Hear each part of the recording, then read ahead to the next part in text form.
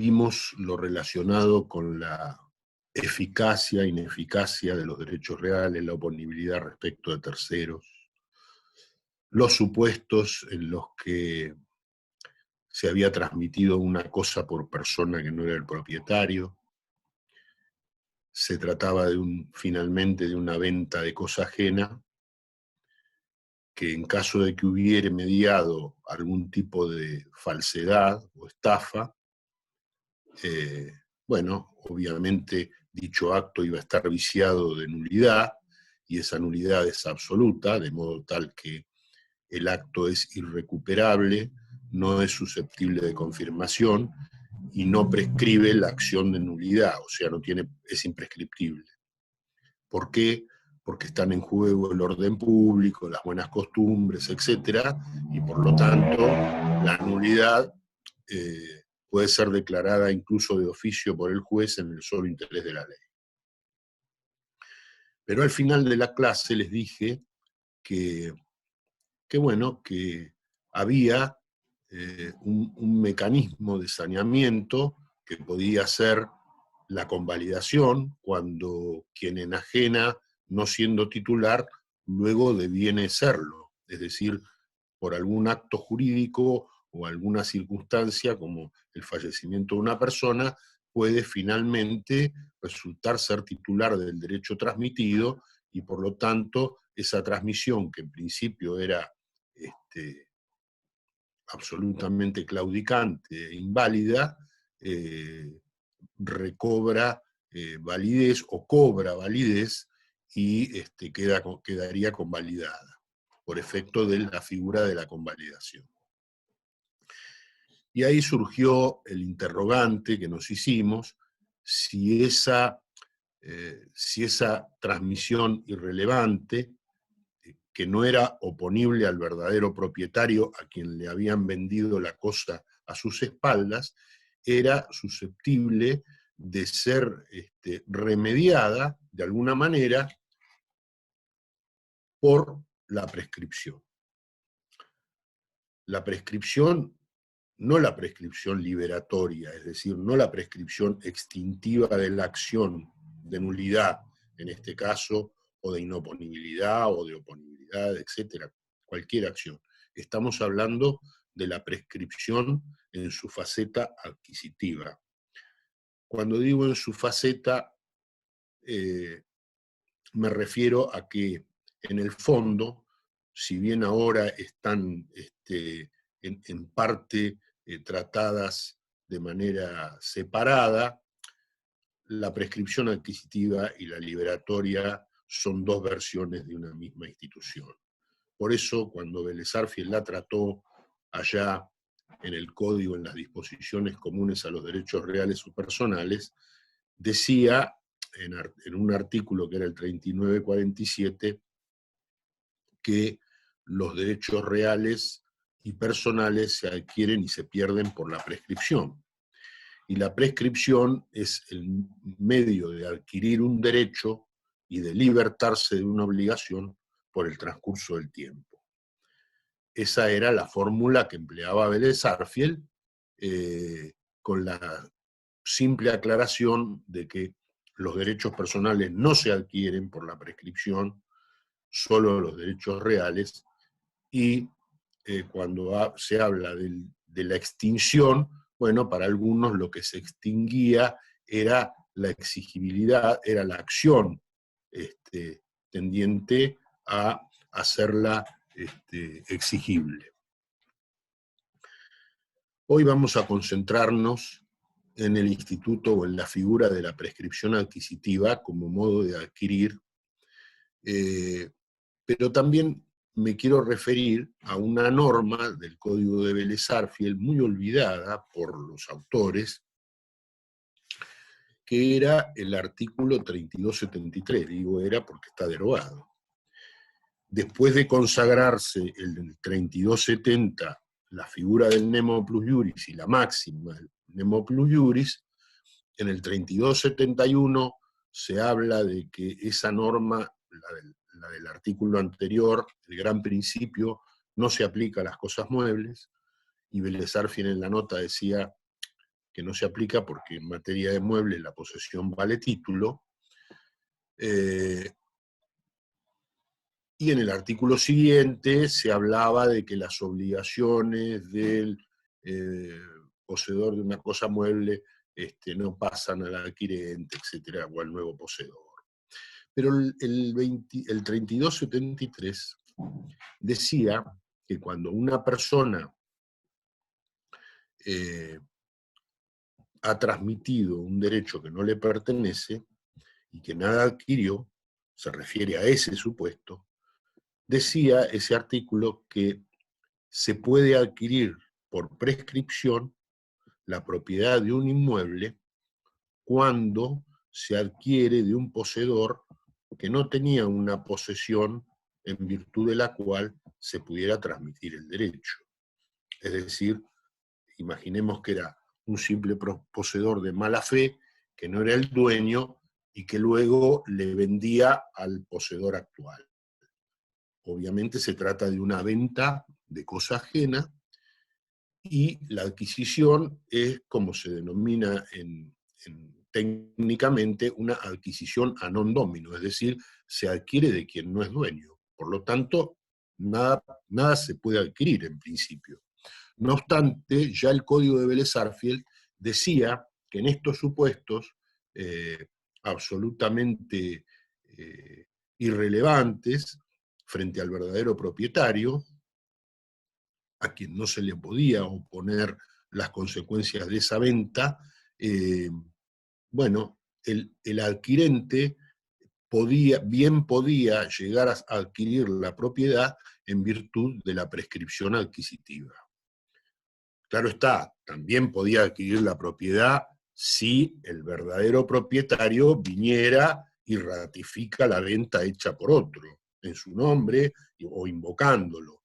Pero bueno, eso tiene que ver con el remedio específico de la venta de cosa ajena. Pero si el propietario nunca ratifica o reformula aquella transmisión, obviamente que el mecanismo era el de la prescripción para poder adquirir el derecho que nunca se había adquirido.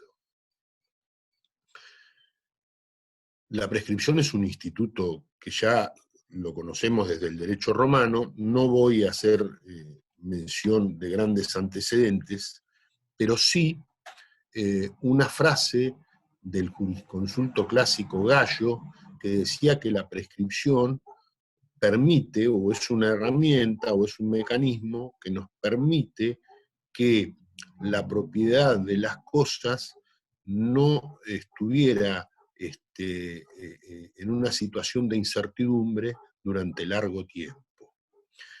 Es decir, que la prescripción, que tiene por fundamento muchos argumentos, hay autores que hablan de que se trata de una renuncia implícita del verdadero propietario que ha dejado de usarla, otros invocan cuestiones de índole socioeconómico, como el tornar útil un fondo que en cabeza del dueño estaba en desuso o inútil,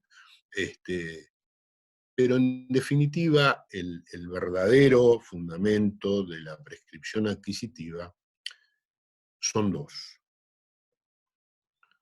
Uno es el de permitir que se adquiera la propiedad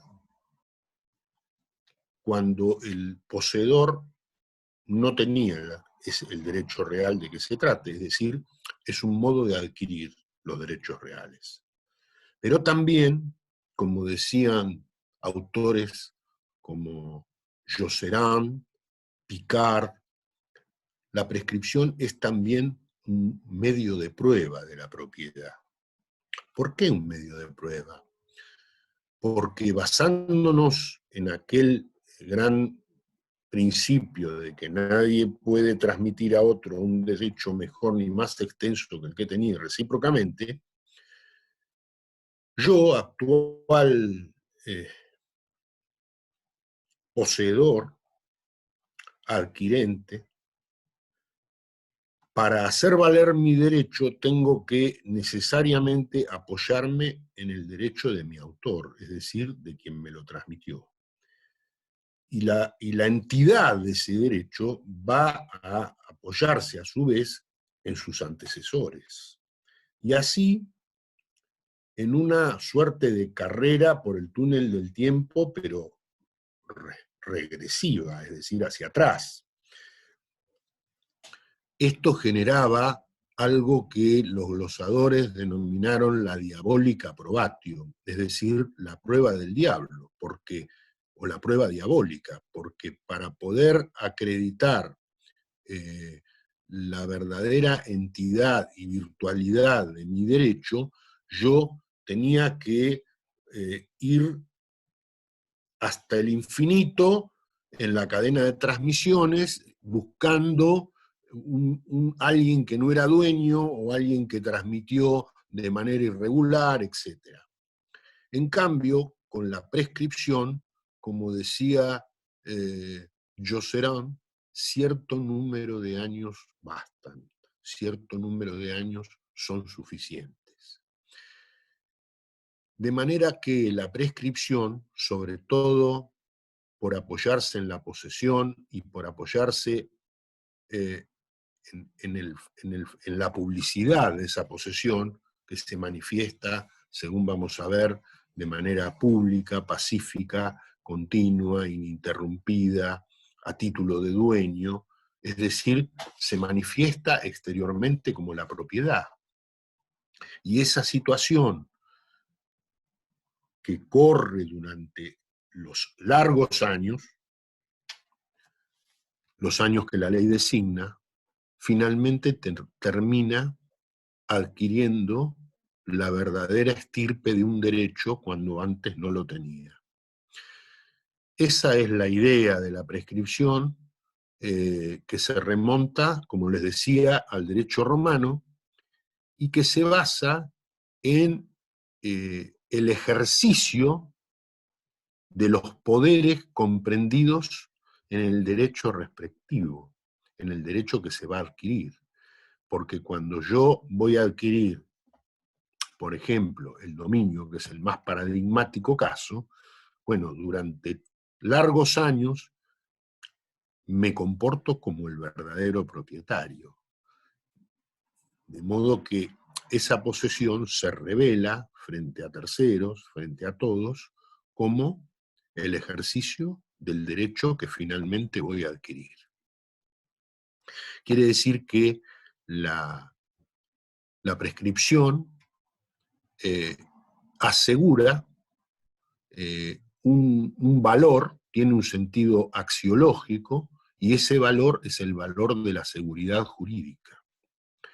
La seguridad en sus dos aspectos, la seguridad estática, es decir, la seguridad del poseedor, del propietario, pero también contribuye a la seguridad dinámica, a la seguridad de los negocios, porque cuando alguien adquiere de otra persona que ha poseído durante más de 20 años sin interrupción alguna, de manera pública, pacífica, continua, ininterrumpida, aparentemente esa persona tiene un derecho inatacable, en principio.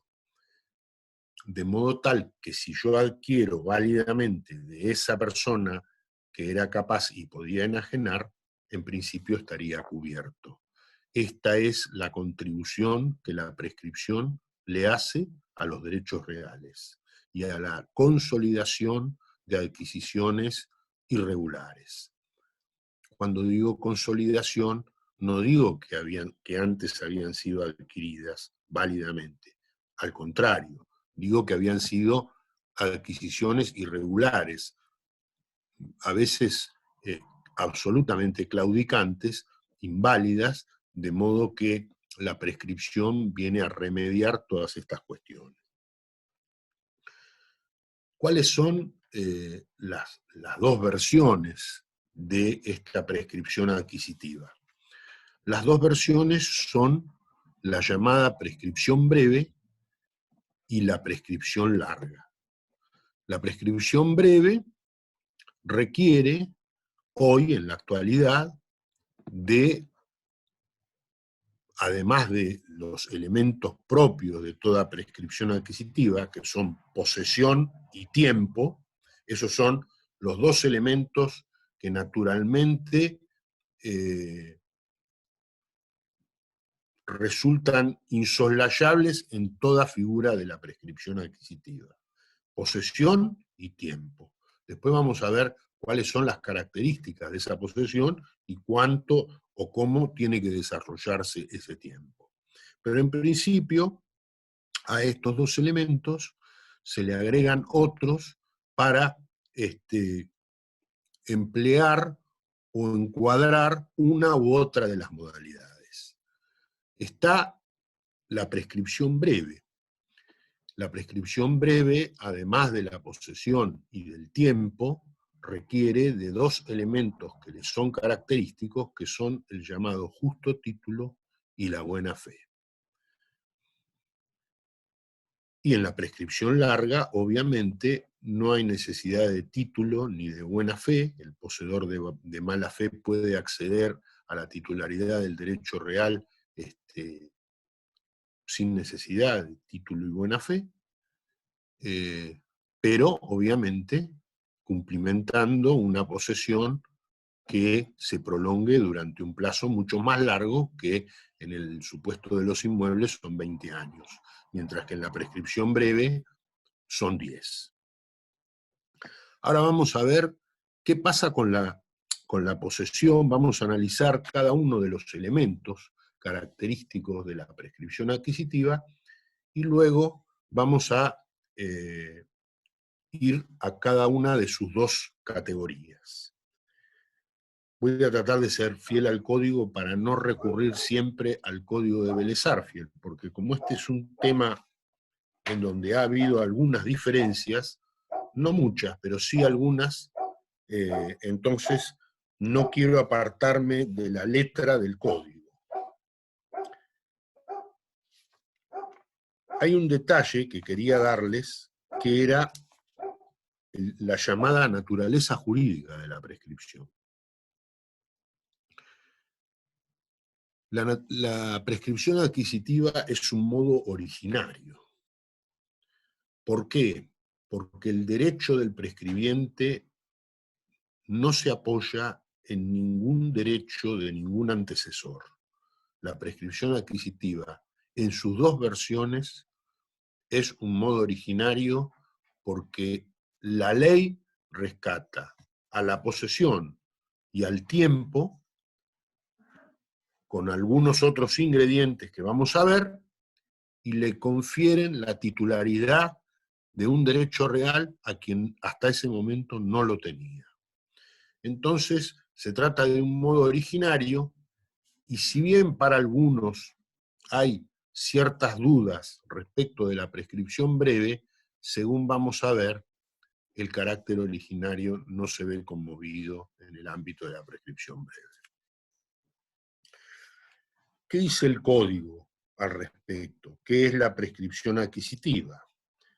Dice el 1897 que la prescripción para adquirir es el modo por el cual el poseedor de una cosa, hasta aquí es prácticamente la letra del artículo 3948 del Código de Vélez-Sarsfield, entonces dice, la prescripción para adquirir es el modo por el cual el poseedor de una cosa adquiere un derecho real sobre ella mediante la posesión durante el tiempo fijado por la ley.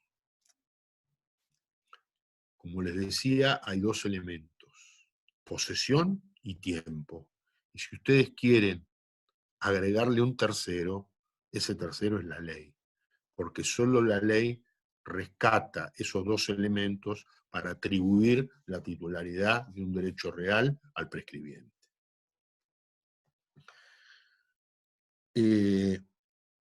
Luego, inmediatamente, el artículo siguiente habla de la prescripción adquisitiva breve. Y dice que la prescripción adquisitiva de derechos reales con justo título y buena fe se produce sobre inmuebles por la posesión durante 10 años y después dice, si la cosa es mueble, hurtada o perdida, el plazo es de 2 años. Y si la cosa es registrable, el plazo de la posesión útil se computa a partir de la registración del justo título. Vamos por partes. La prescripción requiere, como les decía, de 2 elementos, posesión y tiempo.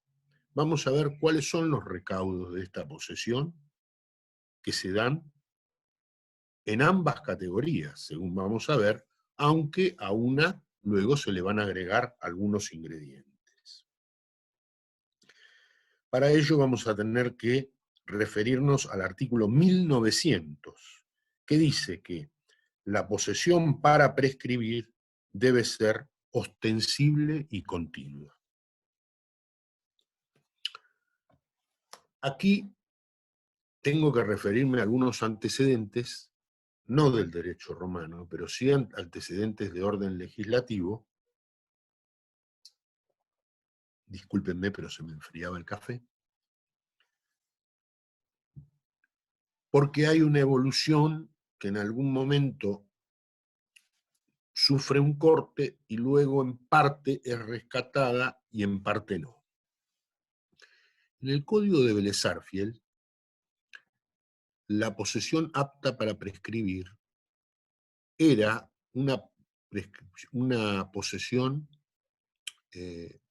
pública, pacífica, continua, ininterrumpida y a título de dueño, porque esto surgía del contexto del código.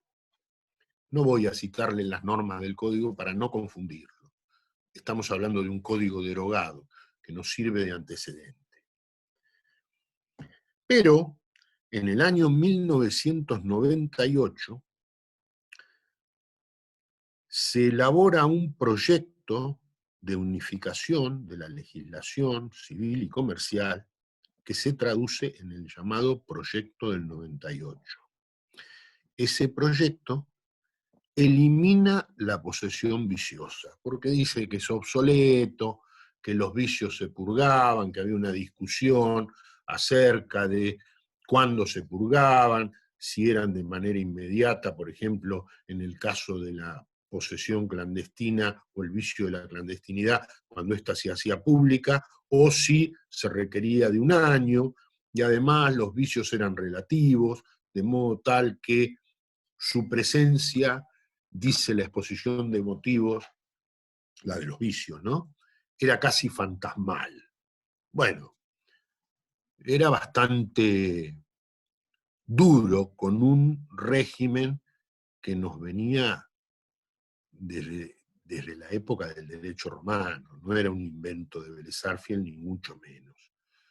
Pero sí hay que reconocer que en otras legislaciones, como la española, los vicios o en la categoría de posesión viciosa está encuadrada dentro del ámbito o del concepto de la posesión de mala fe.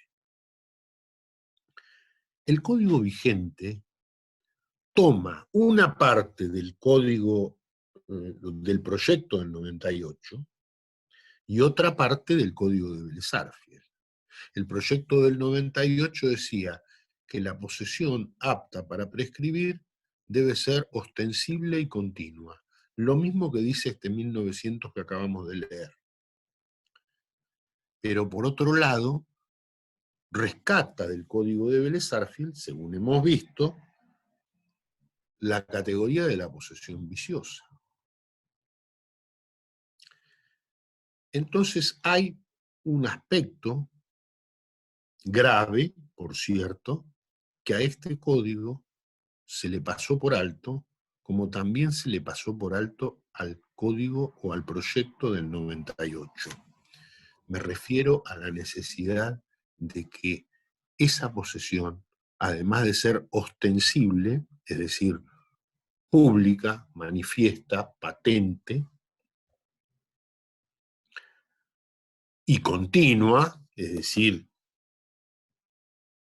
que no haya tenido baches o interrupciones a lo largo de todo el plazo que el legislador impone, o que la ley impone, pero faltaba algo, faltaba el carácter pacífico de la posesión. Sin embargo, nada se dice, ni en este código vigente, ni en el proyecto del 98. Algo más que cuestionable. ¿Por qué? Porque en el código de Vélez Sarsfield había un artículo que era el 3959, que decía algo extraordinariamente importante, que era que la posesión adquirida con violencia, en la posesión adquirida por violencia, el plazo de la prescripción no comienza a correr sino a partir de que la violencia ha cesado. Lo mismo, este código vigente y el proyecto del 98 decían respecto de la acción de nulidad de los actos jurídicos ejecutados con violencia. O sea, si a mí me ponen un revólver en la cabeza y me hacen firmar una compraventa, evidentemente estoy frente a un ataque a mi libertad que es violencia moral, inminente. Obviamente que ese acto es atacable por la nulidad. Bueno, el plazo de la prescripción de la acción de nulidad no comienza a correr sino a partir de que la violencia ha cesado. Y en el caso de la posesión, en donde no nos referimos a un acto, sino a un estado de cosas permanentes, con mayor razón, porque yo puedo sostener en el tiempo esa violencia por la vía moral, lo puedo tener secuestrado al propietario, puedo amenazarlo a él y a su familia si promueve una acción, etcétera, amedrentarlo, de modo tal que ese estado de violencia continúe. Y si el estado de violencia continúa, nunca puede comenzar el plazo de la prescripción. ¿Por qué no puede comenzar? Porque la ley no puede permitir que de un acto ilícito nazca un derecho. Este es un principio axiológico, que tiene que ver con los valores, un principio ético. Entonces, la posesión no debe ser violenta. Y si ha sido adquirida por medios violentos, esa prescripción, ese plazo, el curso de la prescripción, no ha de comenzar a correr, sino a partir del momento en que cesó la violencia. Esto, que no está en la ley, que fue una propuesta nuestra en las Jornadas Nacionales de Derecho Civil que tuvieron lugar el año pasado en la ciudad de Santa Fe, en la Comisión de Derechos Reales, finalmente fue consagrado en las conclusiones de estas jornadas y se dice que el plazo de la prescripción no comienza a correr sino a partir de que la violencia ha cesado. Entonces, como conclusión, tenemos que esa posesión es una posesión en sentido estricto, es decir, aquella que se me revela como el ejercicio de un derecho real y en donde el titular se comporta como tal. Es un poder de hecho sobre la cosa, en donde el propietario se comporta, o el poseedor se comporta como el titular de un derecho real, del derecho que quiere adquirir, imaginemos que sea el dominio, entonces se comporta como el dominus, como el propietario, pero además no reconoce en otro un derecho superior. Eso surge o se advierte o se intuye del propio comportamiento que exterioriza el poseedor. Si la posesión es a título de dueño, es decir, posesión en sentido estricto, debe tratarse, pues, de una posesión que además de a título de dueño sea ostensible, es decir, pública, manifiesta, pacífica, porque aunque la ley no lo diga, es evidente que así debe ser, si no sería incoherente que por un lado se consagre como una categoría de ilícita, de posesión ilícita, que es la posesión viciosa, violenta, y por otro lado le permitamos al poseedor vicioso que prescriba, que adquiera un derecho real. Sería un contrasentido, una contradicción.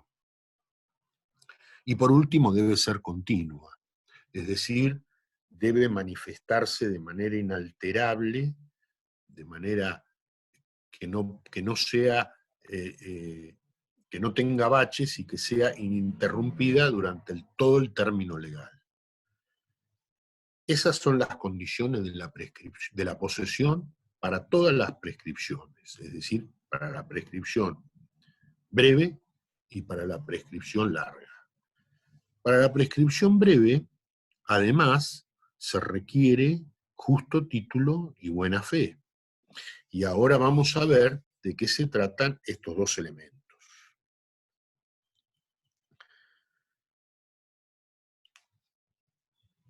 El 1902 dice que el justo título para la prescripción adquisitiva es el que tiene por finalidad transmitir un derecho real principal que se ejerce por la posesión, revestido de las formas exigidas para su validez, cuando su otorgante no es capaz o no está legitimado al efecto. De alguna manera viene a copiar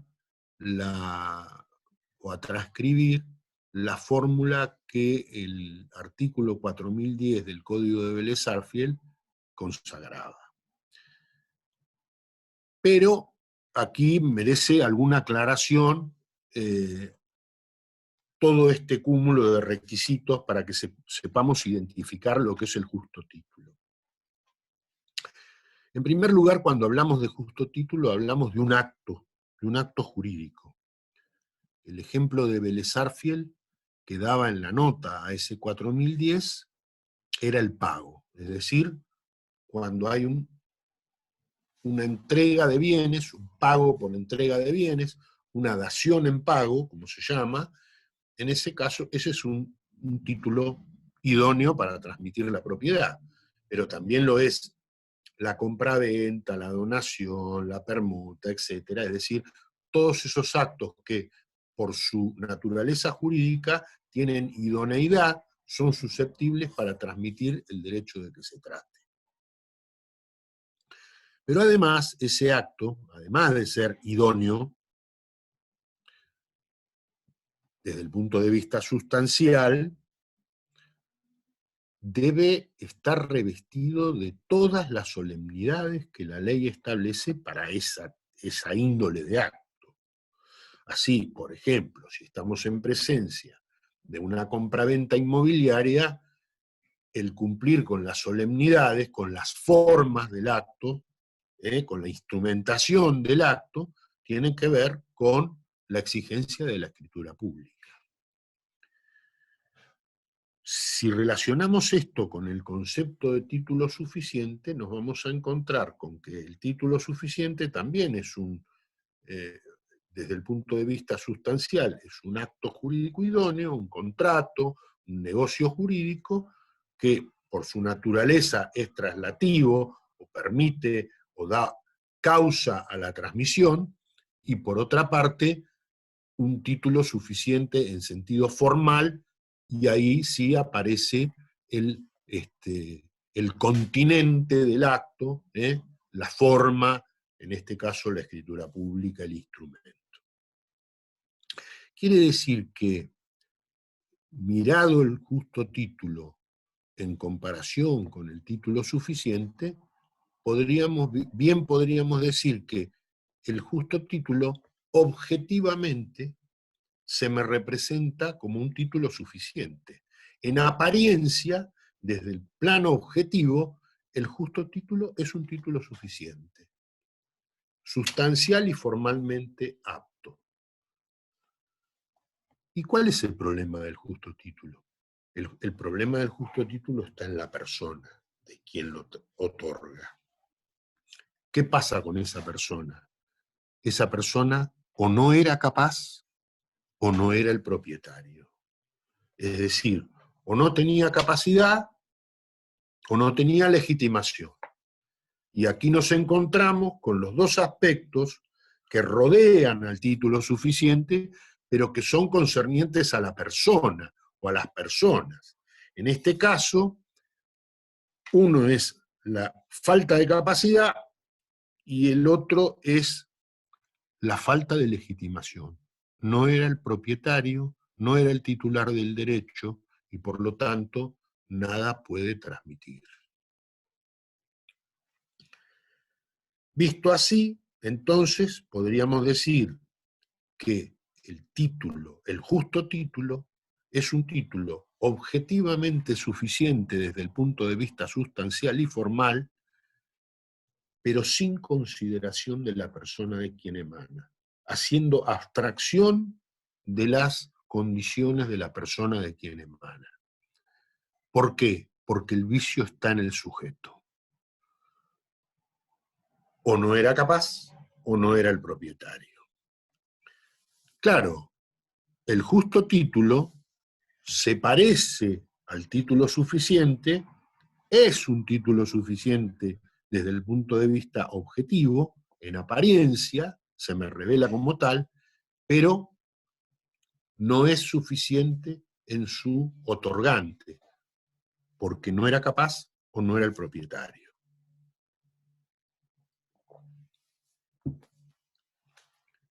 ¿Qué diferencia tiene entonces el justo título con el título suficiente?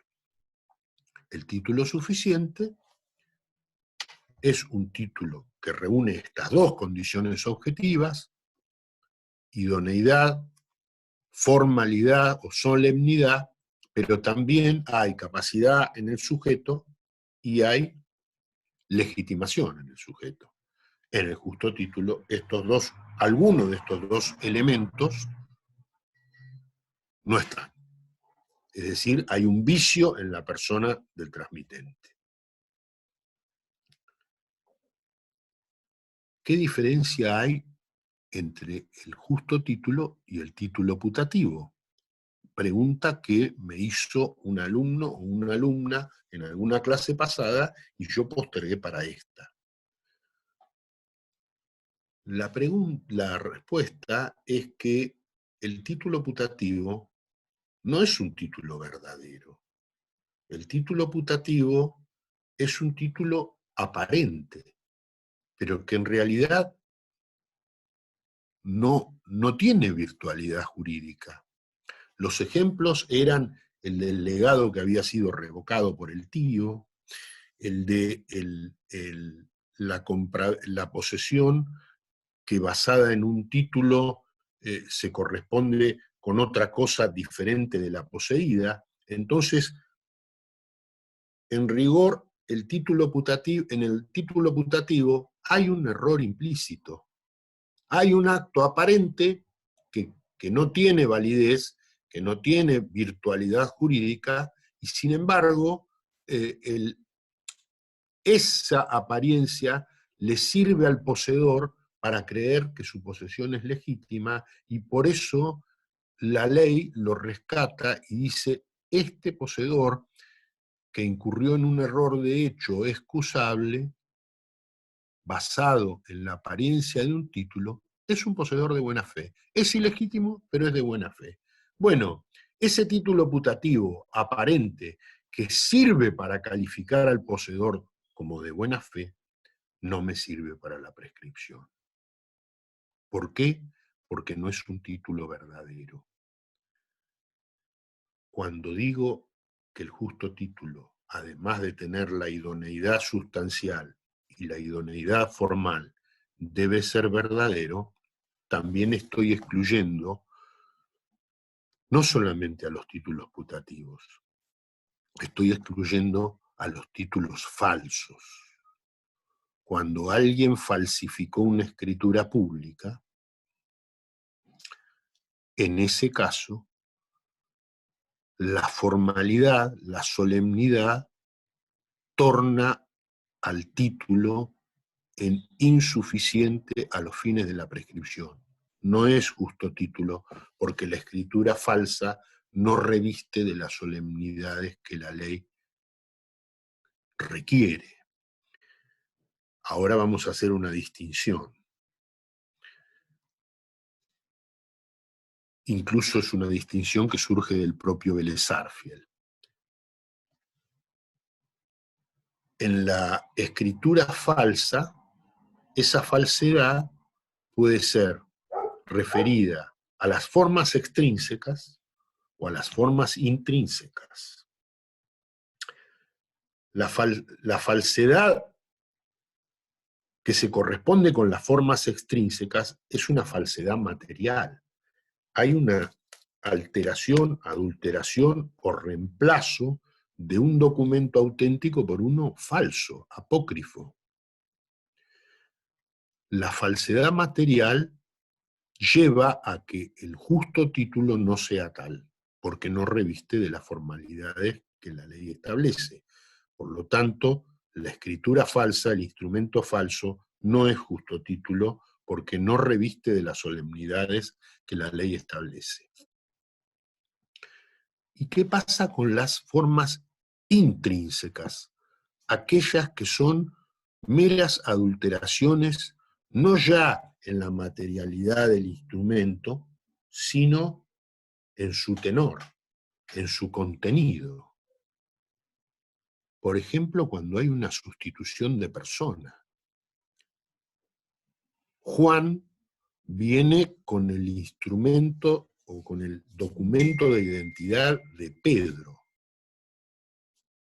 Y dice ser Pedro, pero no es Pedro, es Juan con el documento de Pedro o con un documento apócrifo. De modo tal que el escribano dice persona, fulano, Pedro, que acredita su identidad con el documento tal, documento falso. A veces lo podemos advertir y a veces no. Ese justo título, que adolece de un vicio intrínseco, oculto, tampoco es justo título, pero a veces no se puede probar el justo título. Si el vicio es manifiesto, además de no ser justo título, tampoco el poseedor puede invocar buena fe, porque el vicio es manifiesto, y según vamos a ver, allí no va a poder invocar buena fe. ¿Cuál es el título perfecto que se diferencia de todos estos? Título suficiente, justo título, título putativo. ¿Cuál es el título perfecto? El título perfecto es el título inatacable, es decir, el que resiste a cualquier acción de nulidad porque supera, según vamos a ver, los 20 años de posesión, de modo tal que yo pueda unir mi título con el de mis antecesores por más de 20 años. Sin vicios. Es decir, el que resiste la cadena para atrás.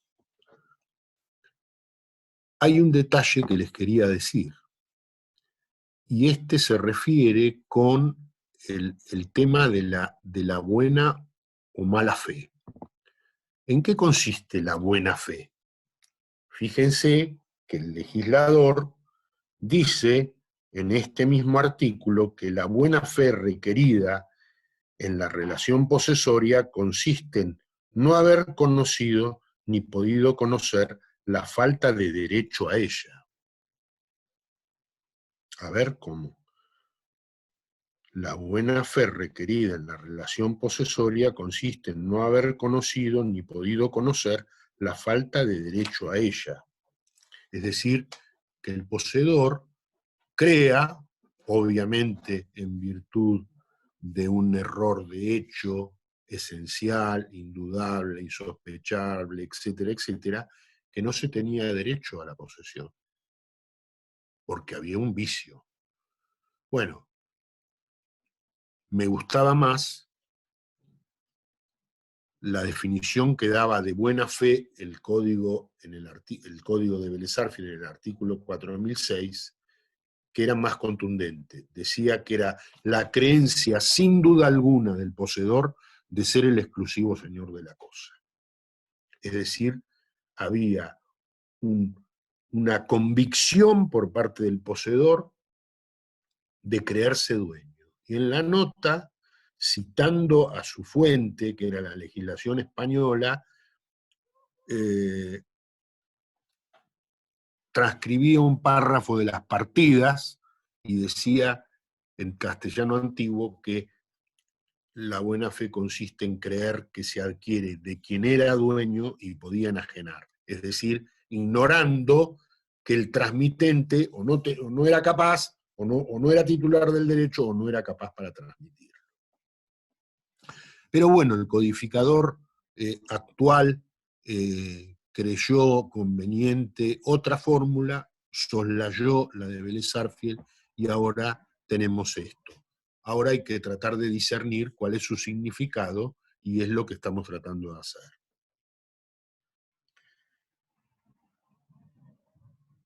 Obviamente que como yo creo que soy dueño, entonces soy un poseedor de buena fe. La buena fe, ¿cuándo tiene que existir? Tiene que existir en el origen de la posesión, porque es allí cuando se califica la posesión, en el comienzo. Pero además, algunas legislaciones exigen que ese estado de la buena fe se mantenga a lo largo de toda la relación posesoria hasta que se cumple el plazo de la prescripción. No es el caso de nuestra legislación.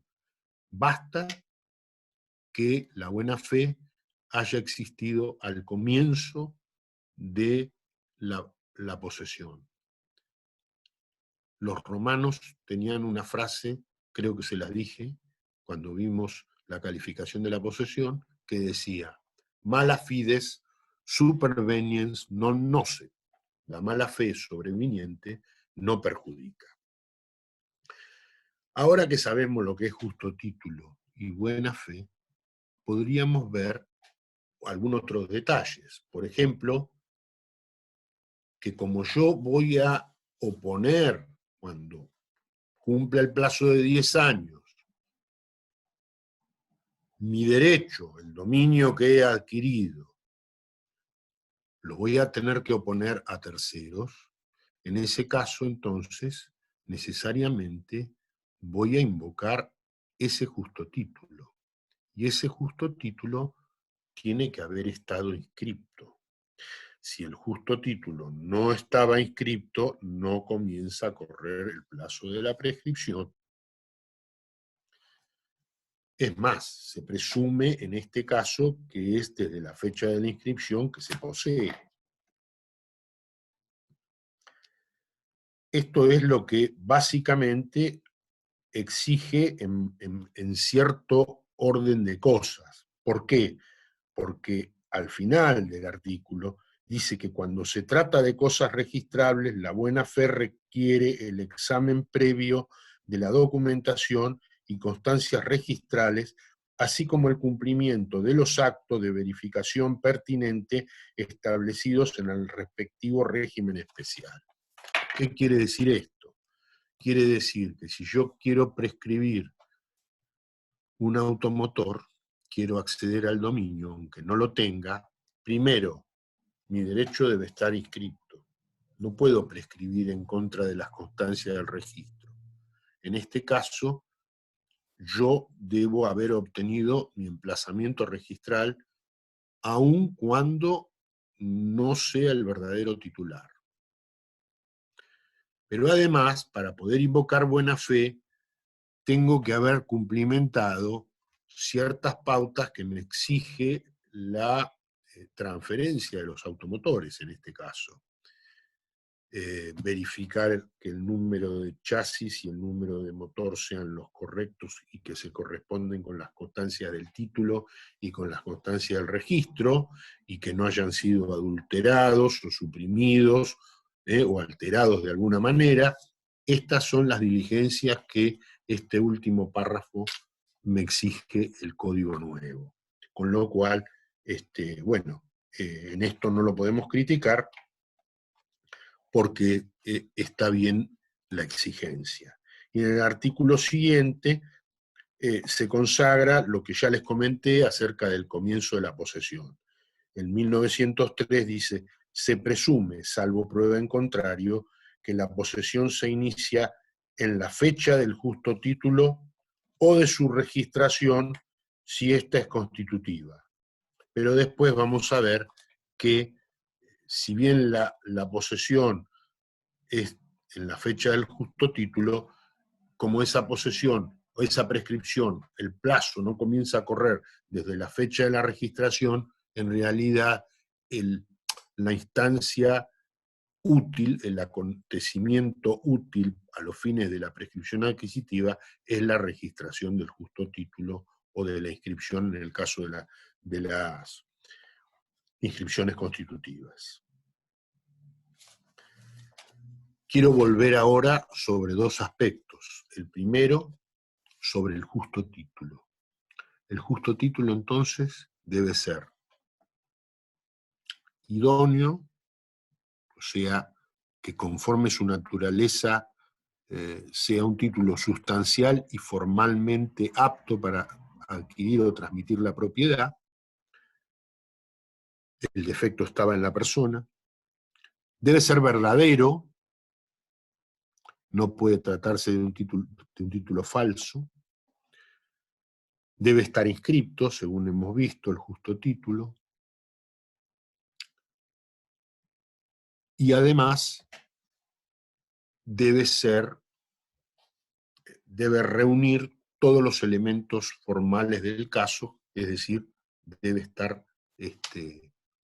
debe cumplimentar las formalidades, las solemnidades, tal como lo exige su naturaleza. Hay una ley, conocida como la Ley Pierri, que consagra Ley de Regularización de Dominio 473, perdón, que consagra un sistema de adquisición semejante al de la prescripción breve respecto de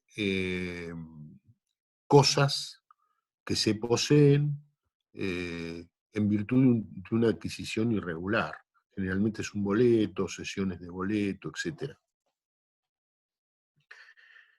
En esos casos, visto los antecedentes, se inscribe una escritura que firma el interesado con la autoridad de aplicación, que generalmente es un funcionario de la Casa de Tierras de las municipalidades, y a partir de allí se consagra un plazo semejante al de la prescripción breve, que va a culminar finalmente con la adquisición del derecho al cabo de 10 años.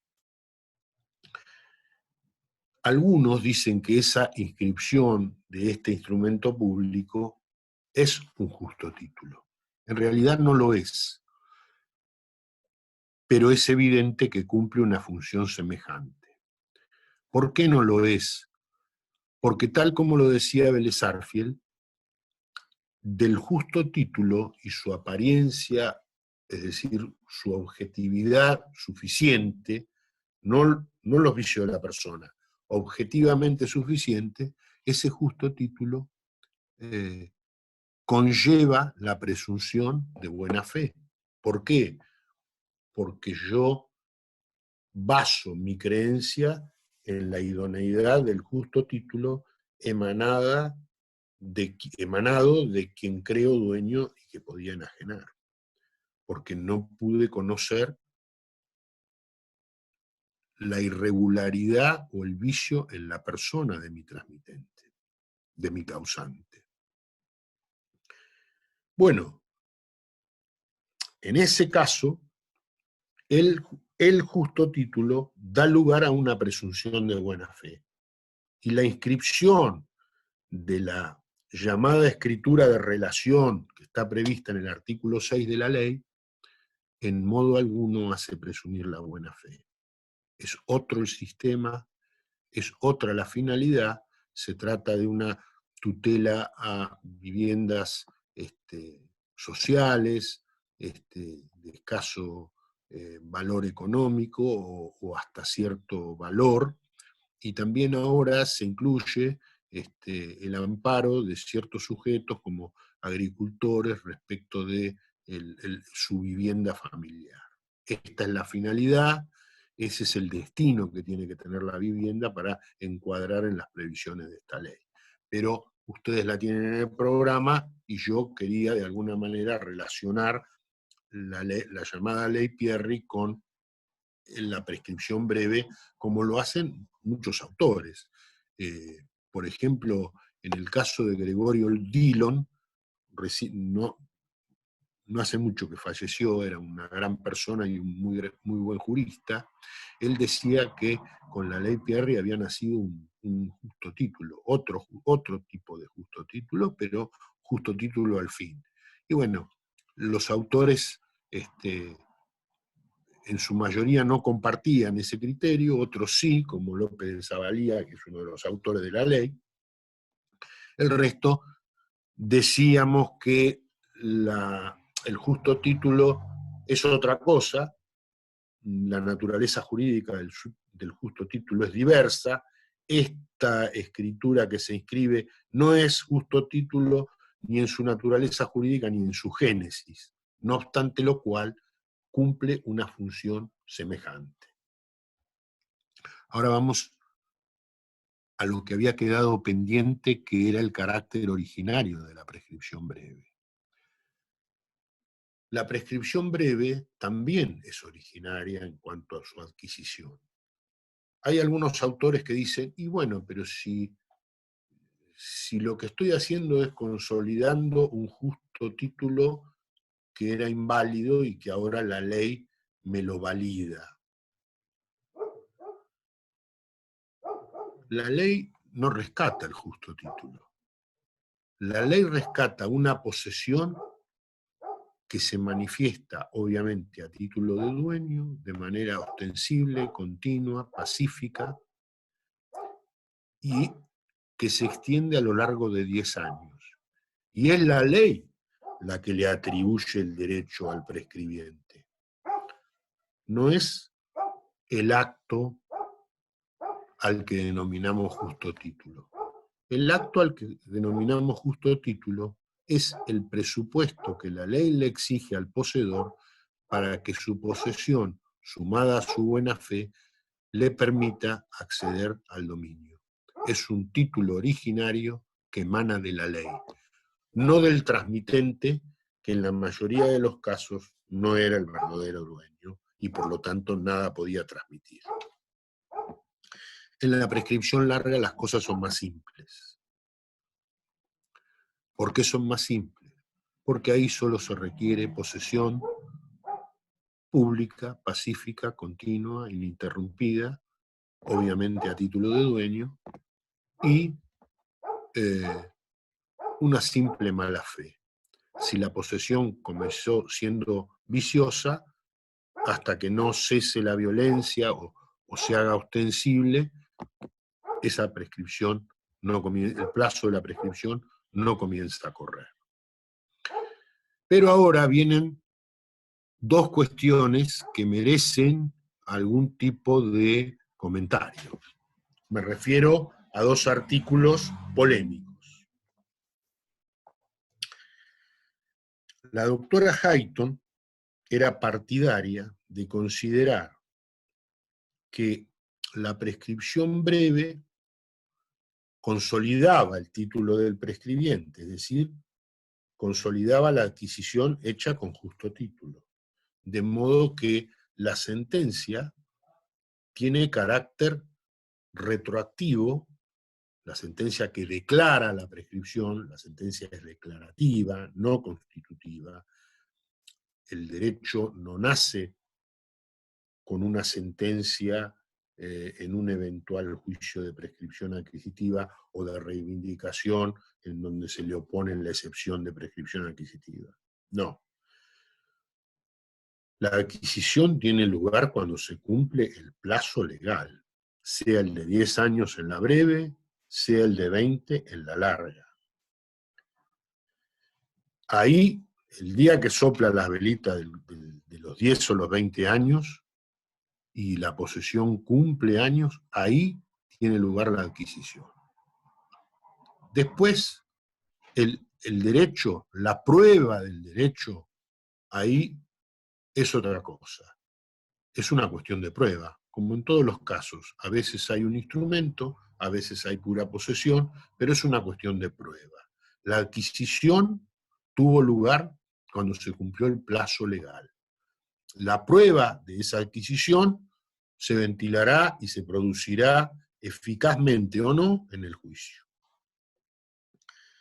Es decir, que la sentencia en el ámbito de la prescripción breve se retrotrae a la fecha del justo título inscripto.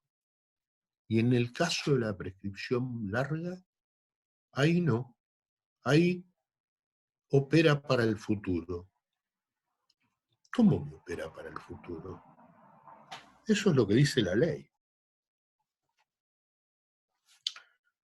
La ley dice que la sentencia declarativa de prescripción breve tiene efecto retroactivo al tiempo en que comienza la posesión, sin perjuicio de los derechos de terceros interesados de buena fe. Bueno, los derechos de los terceros interesados de buena fe, si había un justo título inscripto, es decir, que se podía publicitar y había una posesión ostensible, van a tener que acreditarse con bastante contundencia y convicción. Pero en el artículo 1905, el legislador actual dice: la sentencia que se dicta en los juicios de prescripción adquisitiva, en proceso que debe ser contencioso, esto ya se había resuelto hace mucho tiempo, porque en otra época existieron los llamados juicios informativos, que se traía 3 testigos, decían, sí, Juancito hace más de 20 años que ocupa la isla del Tigre, entonces ahora la puede adquirir. Hace muchos años, cuando se dictó la ley 1459, que es la ley nacional de catastro, era la ley nacional de catastro en aquel momento, allí se reformó y se consagró la necesidad de que el juicio de prescripción adquisitiva debe ser contencioso, y ahí así está consagrado en todos los códigos de procedimiento. Bueno, la sentencia decía que se dicta en los juicios de prescripción adquisitiva en proceso que debe ser contencioso, debe fijar la fecha en la cual, cumplido el plazo de prescripción, se produce la adquisición del derecho respectivo. Hasta ahí estamos de acuerdo, la adquisición se produce cuando se cumple el plazo. Pero después dice, la sentencia declarativa de prescripción larga no tiene efecto retroactivo al tiempo en que comienza la posesión. Y si no tiene efecto retroactivo, ¿cómo soluciono yo todo lo relacionado con el tiempo intermedio entre que la posesión nació y se llegó al plazo de 20 años. Yo puedo reclamar los frutos, yo que soy el verdadero propietario. Usted era poseedor de mala fe, su derecho se adquiere para el futuro. Así que de acá para el pasado, devuélvame todos los frutos percibidos, porque usted era poseedor de mala fe. ¿Y qué pasa con innumerables derechos de terceros, etcétera, etcétera, derechos que constituyó el poseedor? ¿Qué pasa con todo eso? Pero además de ser absolutamente inconveniente en ese plano, la prescripción adquisitiva larga era el cierre de las dudas, era el medio de prueba de la propiedad. Y el código actual ahora nos dejó desamparados. Es por eso que en las jornadas nacionales de derecho civil que les mencioné, que tuvieron lugar el año pasado en Santa Fe, unánimemente se exige que este código sea reformado y se consagre también para la prescripción larga la retroactividad de los efectos de la sentencia. No sé si me queda algo más. Después habla de algunas cuestiones de procedimiento que ustedes las pueden leer. Creo que es preferible dar lugar a abrir la lista de preguntas si es que hay alguna o algo que no hayan entendido. Genial. Doctor, toda la historia que da usted del derecho romano de los institutos estudiados no lo encuentro en los autores recomendados por la cátedra. ¿De dónde se puede leer? ¿Se va a tomar? Eso pregunta Néstor Rota. Miren, yo la historia que doy, ustedes la pueden obtener de cualquier libro clásico. Hoy los libros son todos manuales que prescinden de esas cuestiones. Normalmente la remisión a los antecedentes tiene que ver con el saber de dónde nos viene, cómo funciona, de qué estamos hablando finalmente. ¿Por qué? Porque todo el derecho vigente o nos viene por la aplicación de ciertas teorías o doctrinas, o nos viene por antecedentes legislativos que obviamente no son nuestros solamente, sino que vienen del derecho francés, del derecho español, del derecho romano, del derecho canónico, algunos hasta del derecho alemán, como los servidores de la posesión, que es una categoría que la 17711, la ley de reformas al Código de Vélez-Sarsfield, extrajo del derecho alemán. Hay antecedentes y antecedentes. Yo no les voy a preguntar cómo fue la leyenda de la fundación de Roma, pero sí que ustedes me sepan decir que para determinados autores que sostienen que la posesión es un hecho, se basan en que la ocupación de las tierras del ager publicus y la disputa por esas ocupaciones o por la posesión de esas ocupaciones fue lo que dio lugar a la construcción de lo que se podría llamar como teoría posesoria, porque en realidad los romanos no eran tan teóricos, eran eminentemente pragmáticos, eran prácticos. Entonces, los antecedentes que nos vienen del derecho romano tienen que ver con que, aún desde el punto de vista de su espíritu práctico, se construyó todo un sistema y una manera de pensar el derecho que todavía hoy ponemos en práctica. No solo nosotros, en el derecho anglosajón, en el derecho francés, en el derecho alemán. hay variaciones, hay evolución, pero la manera de pensar, el esquema, no varió tanto. Yo, cuando hablo de los antecedentes históricos, no lo hago por una cuestión de mera erudición, porque quiero demostrar que los conozco o algo por el estilo, y tampoco lo hago con el afán de que los alumnos lo repitan a rajatabla. Ustedes sabrán qué es lo importante y qué es lo anecdótico.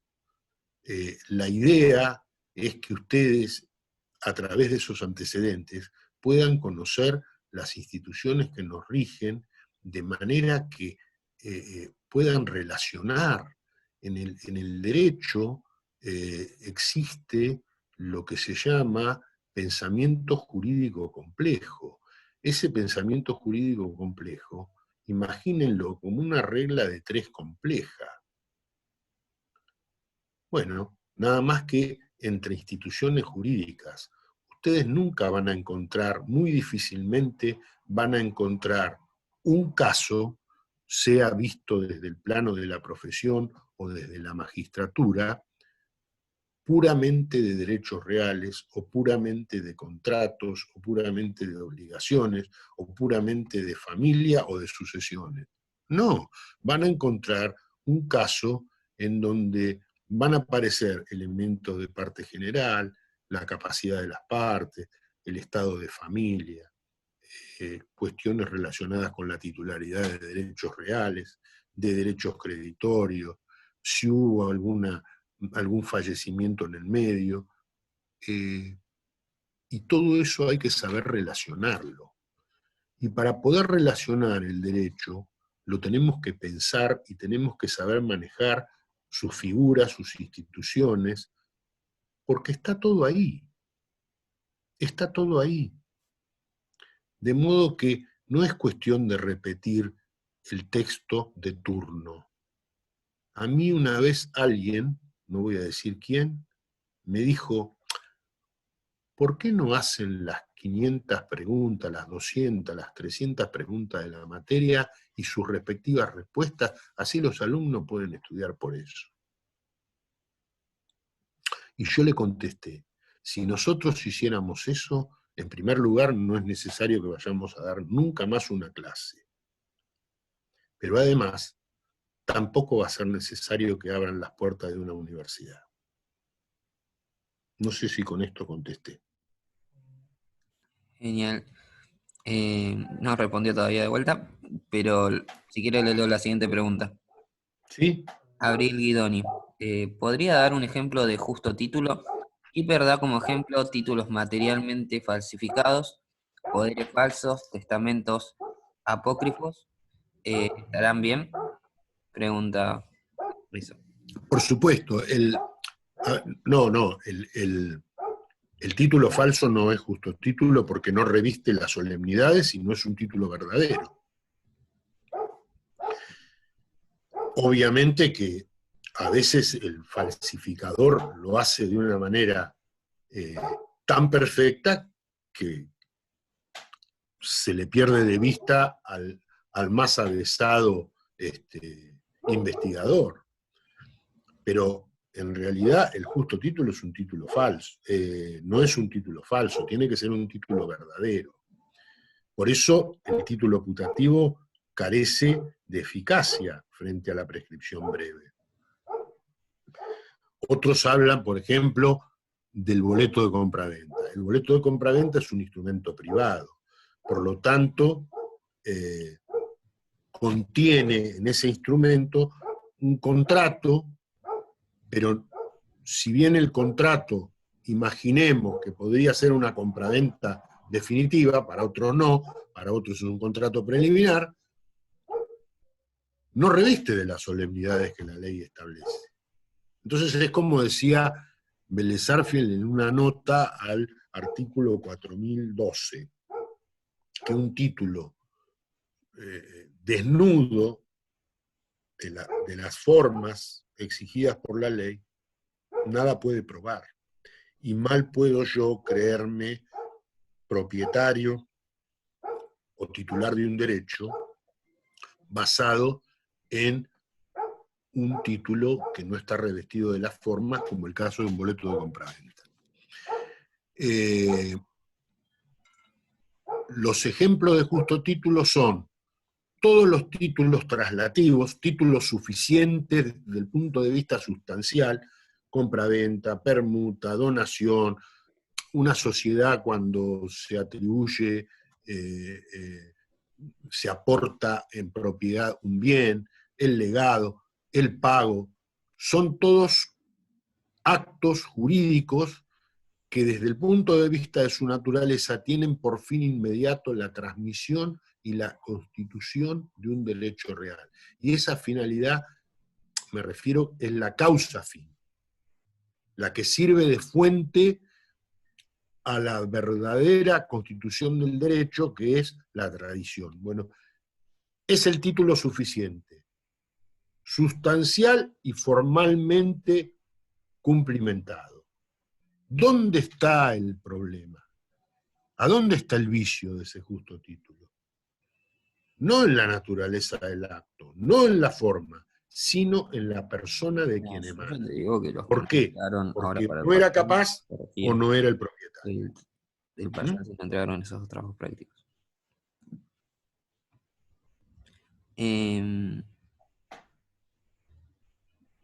Néstor Rota respondió que fue el de la primera pregunta. Sí. Mi pregunta venía dado que de buscar en autores solo pude encontrar en Cura Grassi los antecedentes de las defensas de la No, acusación. vaya, miren, Salvat, Lafeil, Lakis, Dassen y Vera Villalobos, Peña, Guzmán y Argüellos,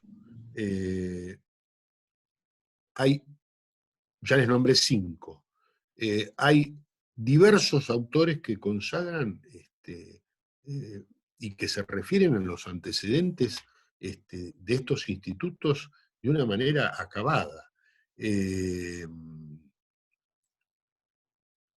No, Papaño, Kipper, Dillon y Cauce en su versión anterior también consagraban y le dedicaban a los antecedentes históricos algunos párrafos. No, yo no les pido acabadamente, quiero que los antecedentes les sirvan a ustedes para ubicarse, de dónde les viene, cuál era el sentido. Esa es la idea. Ustedes no van a ser mejores abogados o peores abogados porque sepan quién fundó Roma y cómo dividió el Ager Romanus. Y qué pasaba con el Ager Divinus respecto de los distintos dioses, cómo era el culto de la diosa Vesta. Eso no los va a formar como mejores abogados. Pero sí, si algún antecedente les sirve como para darse cuenta de dónde nos viene. Les pongo un ejemplo. En el derecho romano, como justamente se regía la regla del nemo plus iuris, esa regla fue impuesta ¿para qué?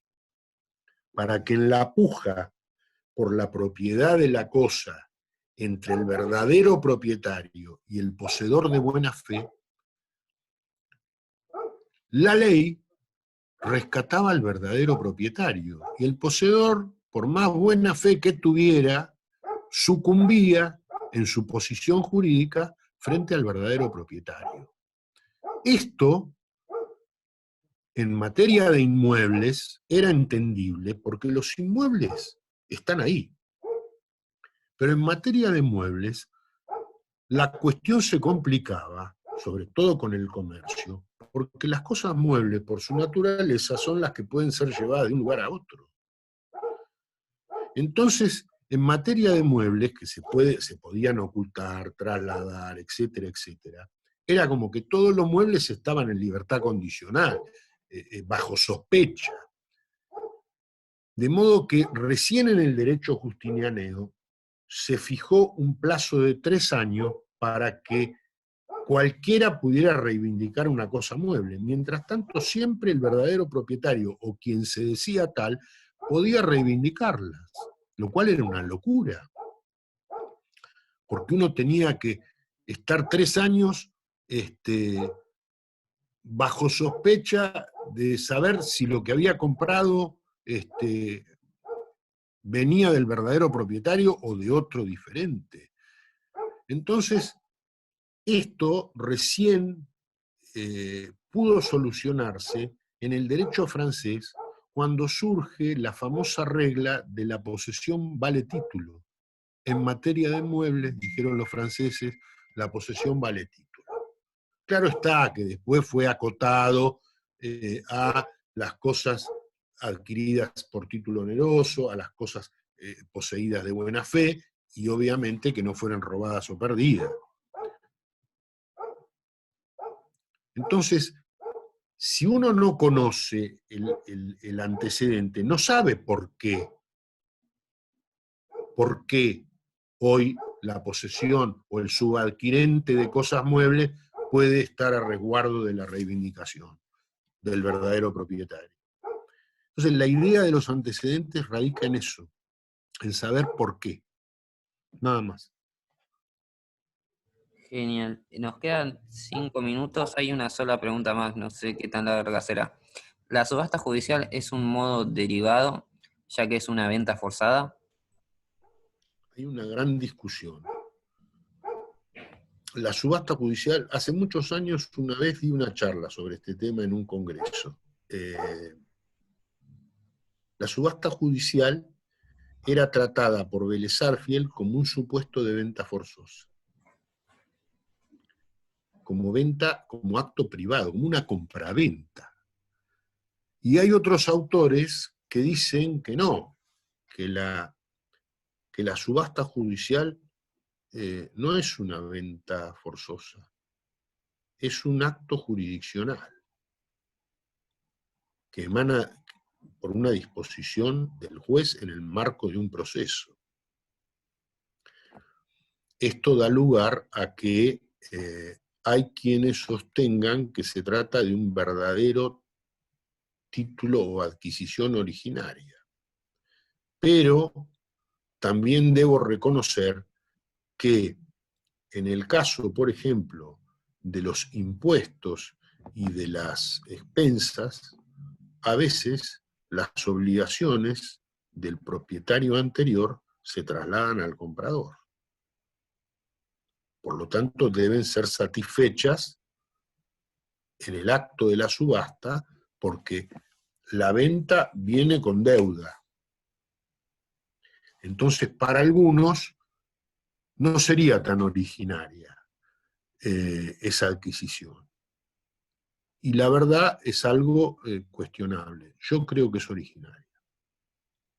Y que sin perjuicio de ello existen obligaciones que pasan o que no se extinguen con una transmisión y que justamente obligan a que esas deudas sean saldadas para poder recibir un derecho incólume.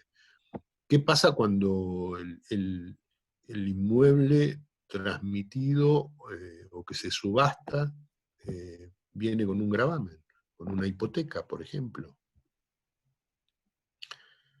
A veces esa hipoteca requiere de su extinción, pero si hay plazos por cumplimentar y el adquirente la asume, ¿cuál es el problema? Entonces hay distintas cuestiones que dan para las dos interpretaciones. Genial. No hay ninguna más, igual ya no, nos quedamos básicamente sin tiempo. La próxima clase sería... La próxima clase va a ser para el día miércoles. Genial. O sea, el 27. Yo no tengo previsto ningún tema. Voy a, salvo que en el medio alguien me pida algo, voy a ir abierto a escuchar lo que me propongan, y allí vamos a tratar de verlo, aunque sea someramente, para tratar de cubrir todos los temas pendientes o algunas dudas que ustedes tengan. También estoy esperando alguna especie de directiva o protocolo relacionado con el desenvolvimiento de las evaluaciones orales. ¿Cómo vamos a hacer? ¿Qué pasa con esto de que no tiene que haber cortes, o cómo continuar para el caso de que la conexión no sea la mejor, etcétera? De lo que se trata, quiero decirles hoy, es que nosotros vamos a poner la mejor buena voluntad y nuestra más absoluta buena fe. Pero como en los exhortos judiciales, espero reciprocidad por parte de los alumnos. La descuento que los verdaderos estudiantes universitarios van a estar a la altura. No pienso que ninguno de ustedes sea capaz de obrar de manera fraudulenta o contraria a los principios que deben gobernar este tipo de actos o de actividades. La universidad tiene que ver con el saber superior y creo que todos tenemos que poner de nosotros lo mejor para estar a la altura.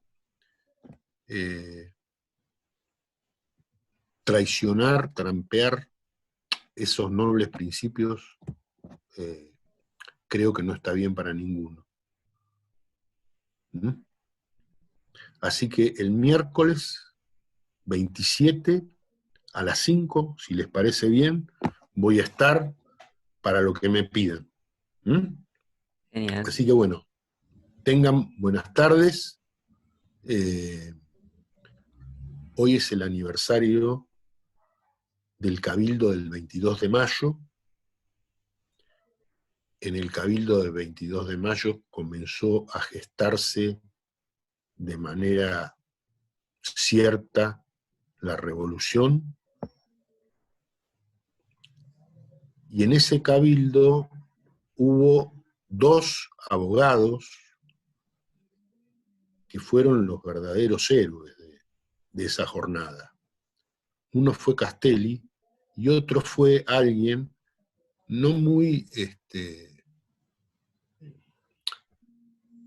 rescatado por la historia, que fue Juan José Paso, y fue, discúlpenme la expresión, el que sacó las papas del fuego, con una institución de derecho civil, la gestión de negocios ajenos. Buenos Aires, como hermana mayor, podía obrar y tomar una decisión, y en todo caso, las provincias que no estaban representadas en ese cabildo abierto del 22 de mayo, luego podían ratificarla como cualquier gestión de negocios ajenos. Eso le tapó la boca a quienes desde el otro sector se cuestionaba que el cabildo, por ser una institución local, y Buenos Aires, por más capital del virreinato, era una simple ciudad, no representaba al resto de las provincias. Es cierto, no la representaba, pero sí era su gestora oficiosa. Saber derecho y a veces saber antecedentes históricos nos permite saber quiénes somos. Les mando un saludo cordial a todos y espero esta clase les haya servido. Buenas tardes. Muchas gracias. Cierro. No hay por qué.